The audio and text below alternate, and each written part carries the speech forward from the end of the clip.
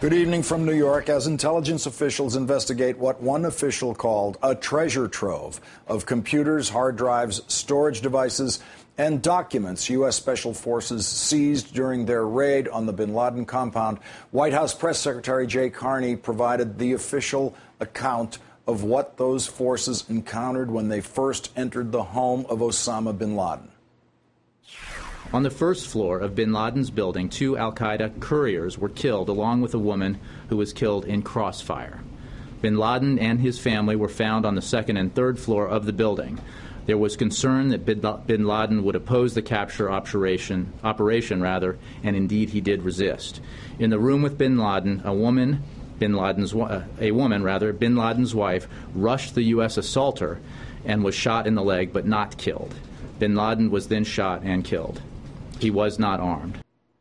The White House continues to consider whether to release a photo as proof of bin Laden's death, which was already confirmed through DNA analysis. Earlier tonight, CIA Director Leon Panetta revealed the status of that decision to NBC News' Brian Williams.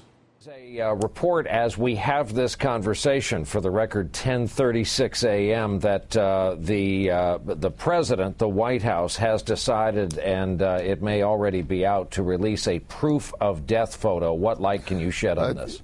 The government obviously has been talking about how best to do this, but I don't think there was any question that ultimately a photograph would be presented to the public. Leon Panetta also provided details on the president's rules of engagement with bin Laden. Did the president's order read capture or kill, or both, or just one of those? The authorities we have on bin Laden are to kill him, and that was made clear. But it was also, as part of their rules of engagement, if he suddenly put up his hands and offered to be captured, then they would have the opportunity, obviously, to capture him. But that opportunity never developed. Director Panetta then discussed the risks the president considered before ordering the mission.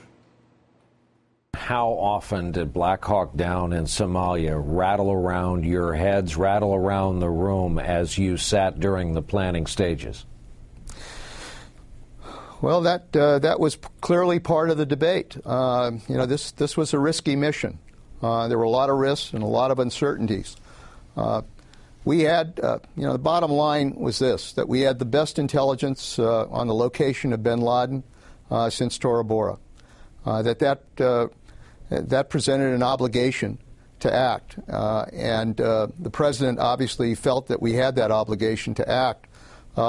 What course we would take, whether we would use an assault the way we did, or whether we would try other methods was also debated. And when we came down to considering the assault, the risks of having helicopters go down, the risks of suddenly being in battle with the Pakistanis or having a serious incident there, all of that was discussed. And we all knew that was part of the risks involved here. But the president, to his credit, made the decision that we had to go. Brian also asked the CIA director about the role of waterboarding in finding bin Laden. I'd like to ask you about the sourcing on the intel that ultimately led to this successful attack. Can you confirm that it was as a result of waterboarding that we learned what we needed to learn to go after bin Laden? You know, Brian, in the intelligence business, you work from a lot of sources of information, and that was true here. We had a multiple series of sources that provided information with regards to this situation. Clearly, some of it came from detainees and the interrogation of detainees, but we also had information from other sources as well. Turned around the other way, are you denying that waterboarding was in part among the tactics used to extract the intelligence that led to this successful mission? No, I think some of the detainees clearly were, they used these enhanced interrogation techniques against some of these detainees. But I'm also saying that, the debate about whether or whether we would have gotten the same information through other approaches, I think is always going to be an open question. So, finer point, one final time, enhanced interrogation techniques, which has always been kind of a handy euphemism in these post-9/11 years, that includes waterboarding. That's correct. Leon Panetta then revealed what Pakistani officials said when informed that United States Special Forces had killed bin Laden. The bottom line here is that they were clearly told that if we had bin Laden, if we knew where he was, we were going to go in and get him.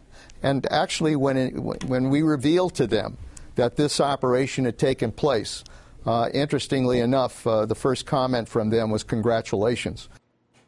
Tonight, Vice President Joe Biden said congratulations are coming into the White House from all corners of the globe. Earlier this evening, I spoke with one of the advisors who was in the Situation Room with the president during Sunday's mission. Dennis McDonough, Deputy National Security Advisor, thank you very much for joining me tonight. Thank you for having me. It's good to be with you. Thank you. Candidate Obama spoke strongly against waterboarding. Director Panetta has now confirmed to Brian Williams that some of the detainees who provided some of the information that created the chain of information that eventually led to the killing of Osama bin Laden had been waterboarded. I don't think that's right. I just took a look at the transcript. I think that's an overstatement. Well, clarify for us what you think Director Panetta has said. I leave that to you, but what I just looked at, he did not say that. All right, let me ask you this. Did any useful information, any usable information that led to this mission come from waterboarding? I'd say a couple different things. First of all, it's very clear that this is the result of an intense and very complex, very effective intelligence operation over the course of many, many years. I'm not going to stand here and tell you definitively or categorically what every piece of that information was. That's just not credible, of course, because I just don't have access to each of those pieces of information.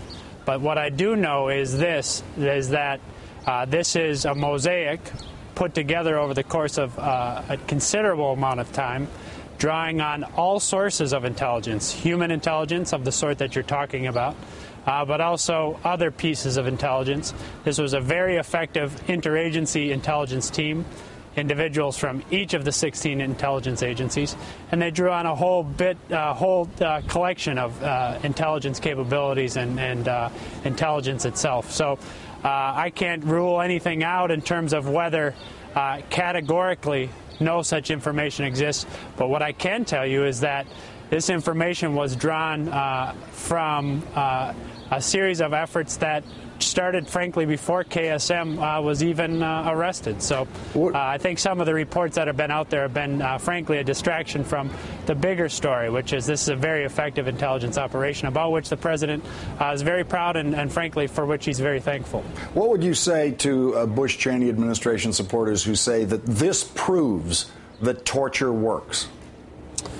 Well, what I'd say to everybody, all the American people, is that the president is very gratified by and proud of the extensive and very capable work of our intelligence community. I do think that to suggest that one particular piece of information was the aha moment in this effort would be a dramatic overstatement. In fact, our intelligence personnel had to comb through pages and pages of documents, put together minute details to create this overall, as I said, mosaic that led us to this operation. We're going to take a look at this now famous photo in the Situation Room where you're sitting beside Secretary Clinton. What was happening at that moment in the Situation Room? I don't recall exactly what was happening at that moment, but we were getting real-time updates. The president was getting real-time updates. His national security advisor, Secretary Clinton, Secretary Gates, from a variety of means, including chats, including audio and otherwise. So I don't know exactly what was happening there, but there was, as I've said earlier today, I think that picture is emblematic of very good teamwork across agencies, across the globe, in fact, to ensure that this effort, this operation that the president ordered, was carried out as successfully as it was. How much debate was there about what to do with bin Laden's body, and did that debate take place before or after he was killed? It was a debate that took place before the operation. Frankly, I think that too was emblematic of a process run by Tom Donilon here that was very orderly, that teed up these decisions for the president in a very straightforward way and allowed him to make the gutsy decision that he made.